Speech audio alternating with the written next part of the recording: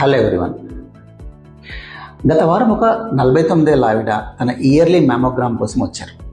ఆమెకు ఎలాంటి సమస్య లేవు, కానీ మ్యామోగ్రామ్లో ఒక గ్రూప్ ఆఫ్ చిన్న స్పాట్స్ కనిపించాయి. ఈ టార్గెట్ ఏరియాని బయాప్సీ చేస్తే అది ఎర్లీ క్యాన్సర్ అని తేలింది. అదే స్క్రీనింగ్ టెస్ట్ యొక్క ఉపయోగం. చాలామంది బ్రెస్ట్ క్యాన్సర్ అంటే కంతి అని అనుకుంటారు, కానీ నిజానికి అది చాలాసార్లు లంపుతోనే మొదలవదు. కొన్నిసార్లు మొదటి క్లూ ఈ చిన్న వైట్ డాట్స్. వీటినే మైక్రో క్యాల్సిఫికేషన్ అంటారు. సుమారుగా 60 నుంచి 95% ఎర్లీ క్యాన్సర్ కేసెస్లో మ్యామోగ్రామ్లో ఈ వైట్ స్పాట్స్ వల్లే గుర్తించబడతాయి. క్యాన్సర్ సెల్స్ చనిపోయినప్పుడు అవి కాల్షియంగా మారి మ్యామోగ్రామ్ లేదా అల్ట్రాసౌండ్లో ఒక గ్రూప్ ఆఫ్ వైట్ డాట్స్లా కనిపిస్తాయి. ఇవే ముఖ్యమైనటువంటి వార్నింగ్ సిగ్నల్స్.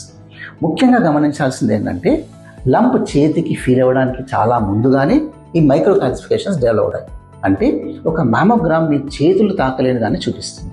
అందుకే మహిళలు 40 నుంచి 45 ఏళ్ల తర్వాత అలర్ట్గా ఉండాలి. ప్రతి నెల ఎవరికి వారు బ్రెస్ట్ సెల్ఫ్ ఎగ్జామినేషన్ చేసుకోవాలి. రెగ్యులర్గా ప్రతి సంవత్సరం మ్యామోగ్రామ్ లేదా బ్రెస్ట్ అల్ట్రాసౌండ్ చేయించుకోవాలి. గుర్తుంచుకోండి, ఎర్లీ డిటెక్షన్ క్యాన్సర్ నయం చేస్తుంది. Thanks for watching.